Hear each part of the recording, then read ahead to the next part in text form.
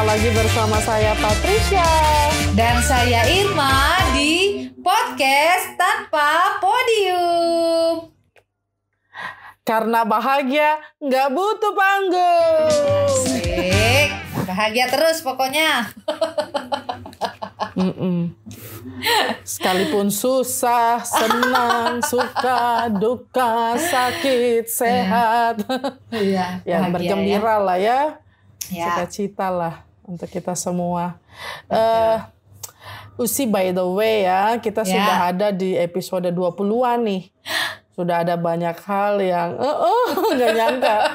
Sudah ada banyak hal yang kita percakapkan. Betul. Beruntungnya kita punya dokumentasinya. Kadang-kadang geli-geli gitu ya lihatnya. Ya.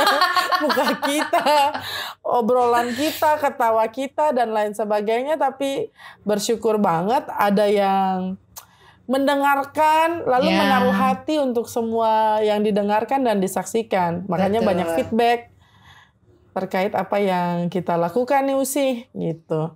Nah sebelum kita ngobrol-ngobrol, saya bingung mau ngobrol apa ya, tapi nanti kita akan ngobrol beberapa hal terkait karya yang kita lakukan di podcast Tanpa Podium. Mungkin Usi bisa share kah bagaimana caranya bikin podcast? Udah berapa kali ya kita kasih tahu ya. Semoga ini tetap bisa terus diingat supaya memotivasi juga teman-teman di luar sana yang mau berkarya. Silakan kalian bisa menggunakan media apapun yang kalian punya untuk menciptakan karya lah, intinya begitu ya. Kalau bicara tentang bagaimana cara membuat podcast, ini gampang. Bagaimana tuh? Gampang karena udah berapa episode ya yang sudah dilewati tadi, seperti yang Pet bilang. Pokoknya teman-teman yang mau berkarya melalui podcast, caranya gampang. Teman-teman tinggal mengunduh atau mendownload aplikasi www.anchor.fm ya, melalui App Store ataupun Google Play Store. Nanti kalau sudah diunduh, sudah didownload, teman-teman bisa merekam, bisa mengedit, bahkan juga pastinya bisa mengupload apa yang menjadi karya teman-teman melalui podcast. Nah, nanti itu bisa di-sharekan ke beberapa platform tuh, Pet. Salah satunya adalah Spotify, seperti yang dilakukan oleh podcast Tanpa Podium. Jadi, jangan sampai ketinggalan teman-teman untuk berkarya. Yang pastinya aplikasi itu tidak berbayar, jadi gratis. Gratis. Gitu aja lah ya. Oke, jangan lewatkan kesempatan berharga ini, tapi dengarkan dulu. Ya, podcast dengarkan Tanpa dulu. Podium. Mantap. Nah, sebenarnya kan bicara soal podcast itu pasti banyak teman-teman yang ada yang baru tahu, ada yang sudah tahu apa itu podcast. Tapi kemudian ini menjadi wadah yang menyenangkan karena kita dari sok tahu belajar jadi tahu gitu ya Usi ya. Aku yang pertama tuh nggak ngerti. Apa? Aku tadi yang pertama tuh nggak ngerti. Pet yang memperkenalkan dengan sangat baik. Sekarang, wah mau tanya podcast, tanya aja kan. Aduh. Begitu ya. Betul. Emang kudu begitu ya, kudu belajar. Termasuk sebenarnya beberapa, sudah bisa bilang bulan lah ya, beberapa bulan ini kita agak-agak begadang-begadang ngerjain karya juga di Instagram ya. Betul. Meskipun orang lihat mudah gitu. Apa itu sih? Apa itu sih? Boleh tahu enggak? Ya, teman-teman harus tahu ya bahwa ternyata ketika podcast ini juga kita perkenalkan melalui Instagram podcast Tanpa Podium, ternyata ini juga melahirkan karya-karya yang lain gitu ya, yang tidak pernah kita pikirkan sebelumnya. Benar. Tapi ternyata karya ini luar biasa sambutannya ya, setidaknya buat teman-teman yang militan lah ya dengan podcast Tanpa Podium gitu. Nama karyanya adalah Microblog. Sudah berapa banyak ini microblognya ya? lumayan soalnya sebenarnya ada mungkin yang sudah tahu, juga sudah bikin gitu ya. Betul. Tapi buat kami berdua yang baru mengerjakan ini, itu hal yang kadang susah, kadang gampang, tapi endingnya menyenangkan. Yes. Karena sebelum sampai ke teman-teman, kami sendiri, kami berdua sudah mendapatkan manfaat untuk semua tulisan yang kami tulis. Microblog itu kan sebenarnya blog yang lebih kecil ya. Kalau teman-teman suka ngeblog, suka nulis di web begitu, bukan cuma sekadar di diary ya untuk dibaca. Nah, microblog ini tuh yang lebih kecilnya lagi. Nah, sementara kami berdua ini kan suka ngobrol nih. Terus nulis singkat-singkat itu tuh agak sulit loh. Itu butuh keterampilan khusus memang. Dan bicara microblog itu, Pet, aku tambahin sedikit.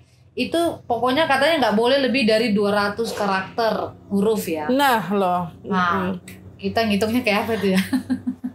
Pokoknya intinya lebih kecil lah dari blog ya, dari blog biasanya. Betul. Makanya kalau teman-teman lihat tuh bisa di swipe beberapa postingan. Kalau di Instagram kan satu feed itu bisa 10 postingan. Ya. Kadang kita 5, 6, 7, 8, 9, 10. Apalagi awal-awal 10 memang. Karena masih panjang-panjang tulisannya. Buat teman-teman yang penasaran siapa yang bikin, ya kami berdua kerjain.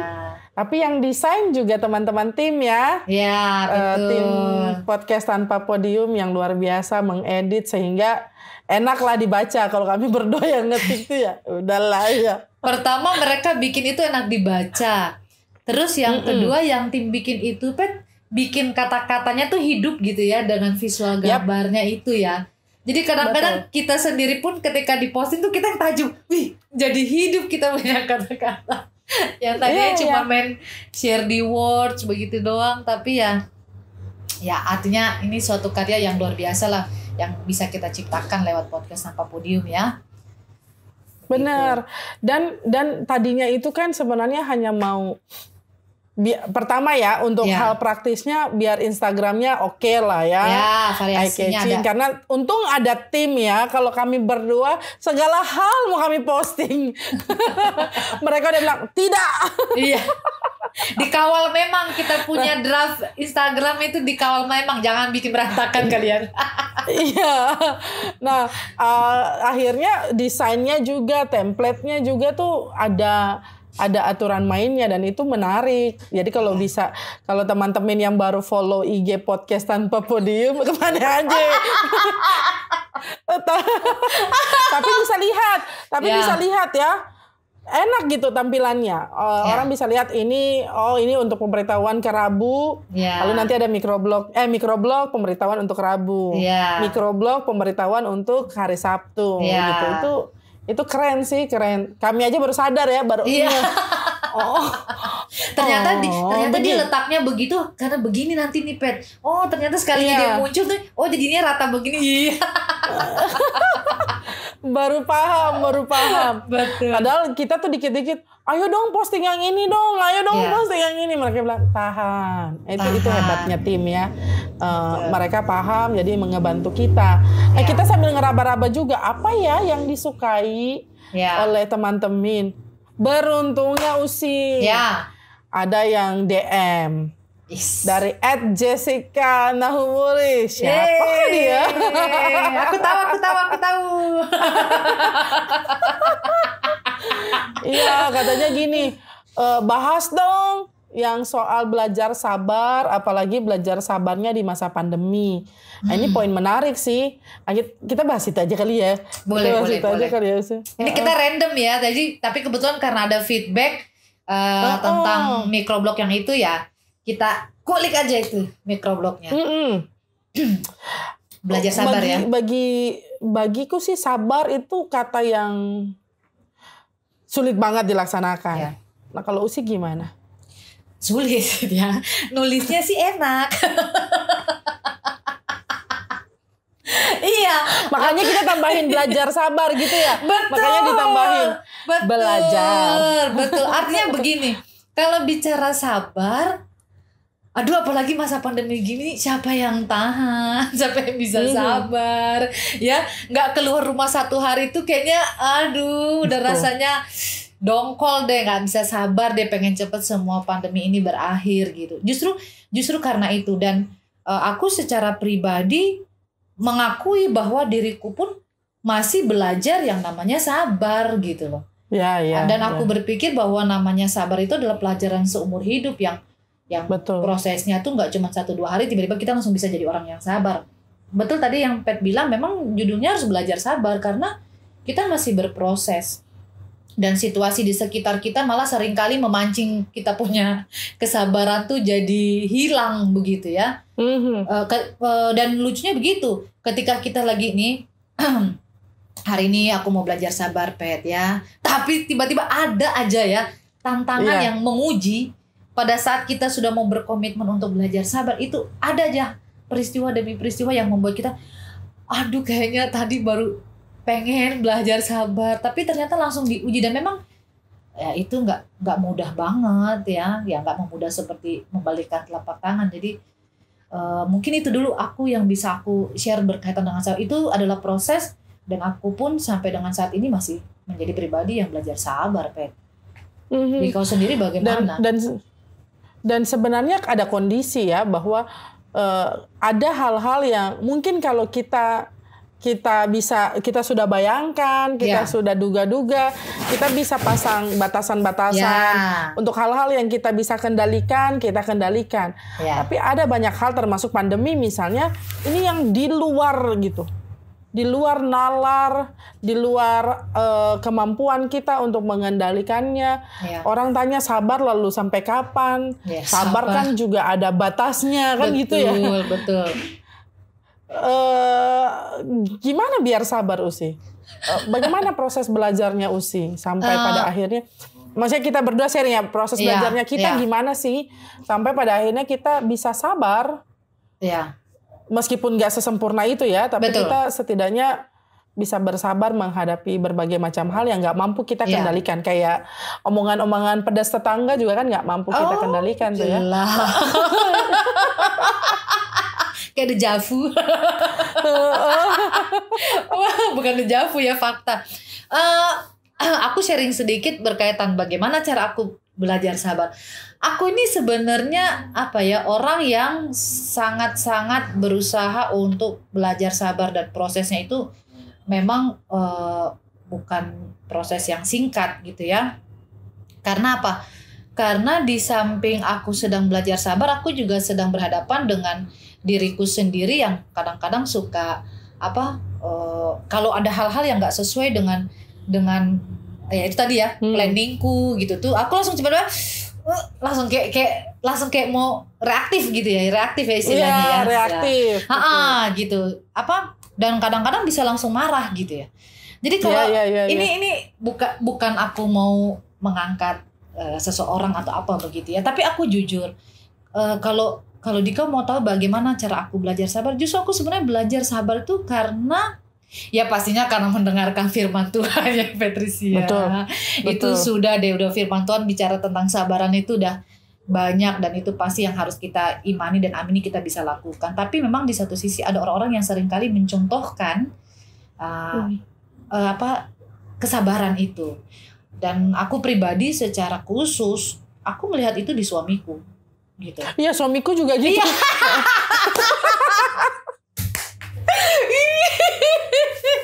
Gemes deh suami ya. Iya, gimana betul, suami? Iya. Pet tahu lah masa mudaku saja, masa mudaku betul. Masa muda. Iya. Jadi gini, kalau bicara sama Bung tuh bukan bicara soal dia nggak akan pernah menggunakan kata sabar. Itu lucunya, Pet.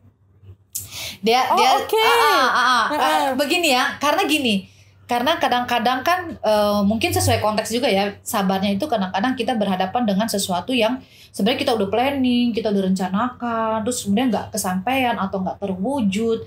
Dia nggak bilang sabar, dia nggak bilang begitu. Dia selalu meyakini bahwa ingat waktu Tuhan pasti yang terbaik. Itu aja dia bilang, karena Tuhan tuh gak akan pernah sembarangan merancang, Tuhan itu gak akan pernah sembarangan memberikan sesuatu kalau itu sesuai dengan waktunya dia, gitu ya. Kadang-kadang kan kita gak contoh ya, kita bertanya kapan sih pandemi berakhir, kita gak tahu. Atau kerinduan kita misalnya, kapan sih kita punya momongan gitu ya, adanya Miguel misalnya gitu ya. Atau keadaan lain, atau kapan ya aku bisa menjadi pribadi yang yang sabar. Dia nggak bilang sabar, dia hanya bilang waktu Tuhan pasti yang terbaik asal kitanya sendiri tetap berupaya gitu. Dan aku melihat memang sosok Bung itu adalah sosok yang sangat sabar. Sangat sabar, dan aku merasa sangat bisa diimbangi gitu. Jadi ya kalau bicara aku remnya kamu, ya remkunya dia gitu ya. Untuk kita tetap berpijak gitu ya, supaya kita nggak jadi orang yang kehilangan akal, karena banyak hal di sekitar kita yang bisa membuat kita nih nggak nyaman, nggak seneng, maunya marah, maunya kita memberontak gitu ya, maunya kita harus sesuai dengan timingnya kita dong gitu kan. Yang kayak gitu. Orang biasa terencana begitu ya. Aku ini kan orangnya detail. Betul. Iya, jadi begitu.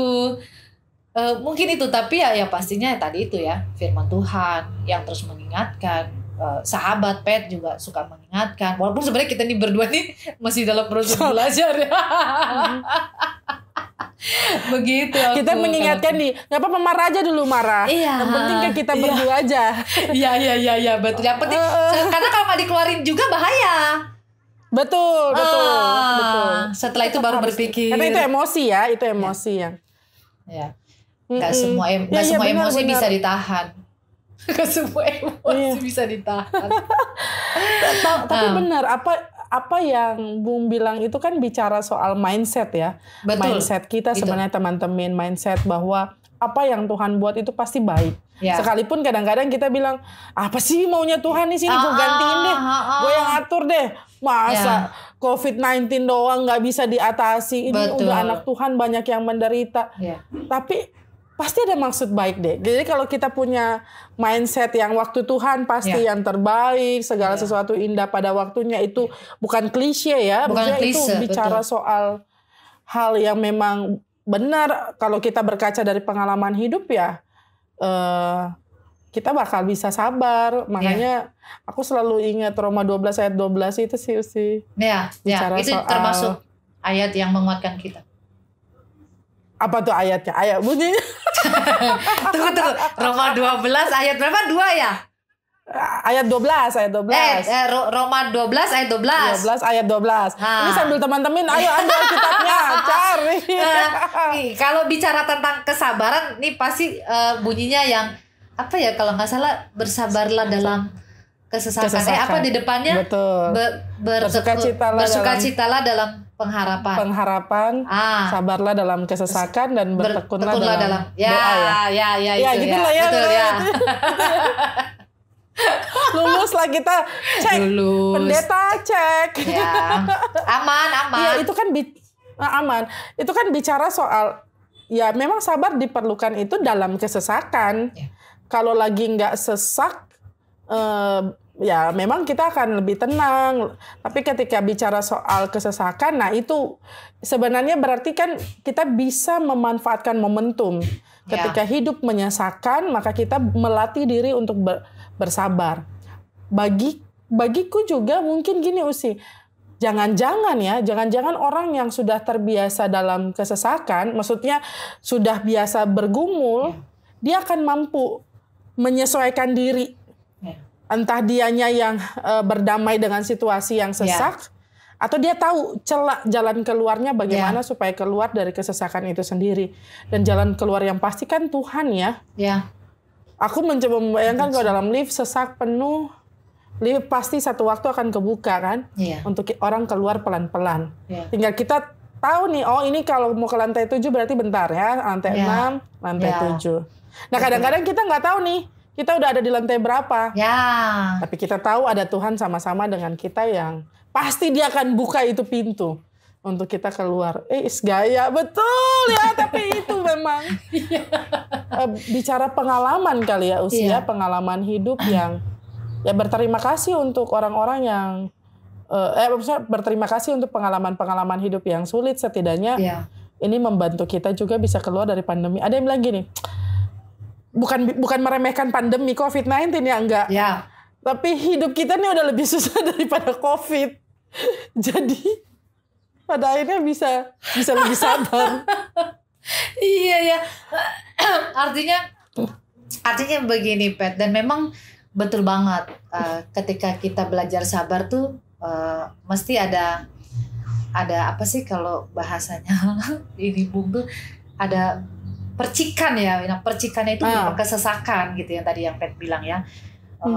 Orang sudah bagus, dia punya schedule, timing dan lain sebagainya, semuanya miss. Apalagi juga ketika berkaitan dengan kadang-kadang kita nggak sadar, kadang-kadang kata-kata orang gitu ya, atau tindakan orang itu juga bisa jadi percikan untuk kemudian menstimulasi kita punya kesabaran. Kita punya kesabaran itu masih jalan nggak nih gitu ya, masih karena ya itu tadi, hidup kita nggak ada pandemi pun kita ini sudah harus berhadapan dengan mungkin kata-kata orang yang menyakitkan, tindakan-tindakan orang yang mungkin tidak menghargai, semena-mena begitu ya. Belum lagi ketika ada impian-impian kita yang nggak terwujud gitu. Itu kan sesuatu yang betul-betul harus kita jawabannya ya sabar gitu ya. Tidak semua orang bisa mengendalikan dirinya gitu ya. Terus kemudian juga berbicara tentang sabar dan dalam kaitannya ada percikan sesak itu apapun bentuknya ya, kitanya yang harus selalu punya kesadaran ya, cepet tadi yang Patrice bilang, cepet untuk mengambil apa istilahnya Harliman celah peluang lah ya, dibalik tantangan kita lentur itu apa tuh supaya lentur adaptif supaya kita tetap ya berpijak ya, tetap berpijak pada kita punya kesadaran sehingga kita nggak mudah terpancing begitu. Apa itu? Betul benar yang Usi bilang tadi kan, sabar itu jadi jawaban. Kadang-kadang kita kalau dalam kesesakan tuh susah sekali mendengar nasihat orang untuk bersabar ya, kayak udah basi banget sih. Ya gue udah tahu udah. Tapi akhirnya kalau kita dalam kondisi saat itu ya memang cuman sabar jawabannya, sabar kuncinya. Gitu. Apalagi situasi saat ini, teman-teman kita memang nggak bisa lakukan apa-apa karena ini di luar kendali kita. Vaksin juga bukan jadi jawaban akhir karena dia hanya membantu ya untuk antibodi dan seterusnya. Makanan yang kita konsumsi, nutrisi. Lalu ada yang bilang ya kayak apa mau terjaga nutrisinya, nggak bisa makan, kan gitu. Logika nggak jalan kalau nggak ada logistik. Jadi aku baru dengar Dokter Tirta bilang logika kalau nggak ada logistik itu anarkis. Ya benar juga gitu. Iya betul. Iya. Nah supaya nggak sampai ke sana, maka sabar diperlukan. Misalnya sekarang kondisi keuangan kita lagi terpuruk banget atau mungkin minus. Pengalaman. Ya sabar dulu pengalaman. Sama kita punya pengalaman. Hidup juga itu. Hidup juga. Ada kenalan-kenalan yang Tuhan percayakan. Ada saku teman ya yang kemudian pinjam dulu. Asal kita dipercaya, bisa itu dipercaya. Orang-orang baik, itu orang baik yang Tuhan tempatkan. Akhirnya itu. Akhirnya kan adalah setidaknya, makanya kalau kemarin bisa bertahan untuk 1 bulan, sekarang hanya sehari, bersyukur gitu ya Usi ya. Betul. Gak apa-apa. Yang penting 1 hari terlewati, kayak Usi selalu ingetin aku. One step at a time, Pat. One step at a time. Gitu. Ya itu jadi mantra terus tuh sih.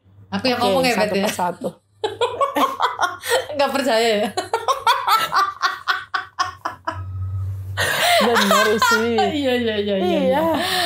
Oke. Iya, makanya aku, dan itu jadi kayak satu persatu. Pasti teratasi. Asal ada yang kita lakukan ya Usi ya.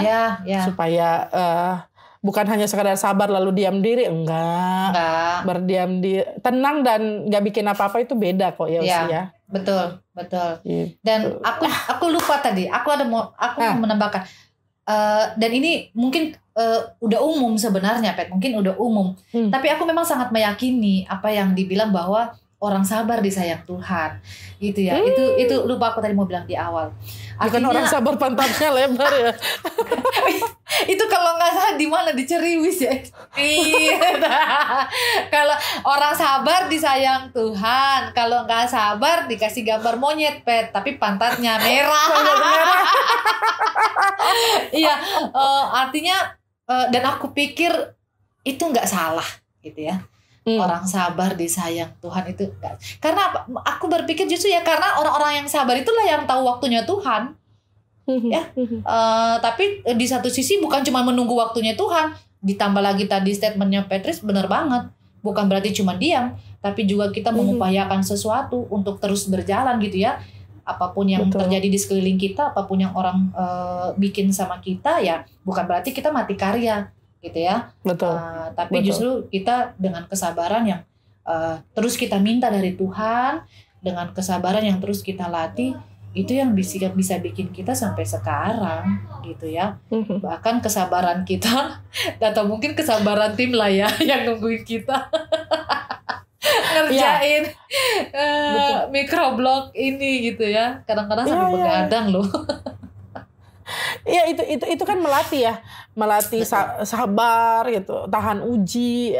Itu kan proses hidup yang harus dilewati. Memang kalau ditanya praktisnya apa dan lain sebagainya, teman-teman kalau memang mau bertanya sama kita atau mau ikut ngobrol bareng kita bisa juga ya. Mungkin ada hal-hal yang kita jelasin, itu umum.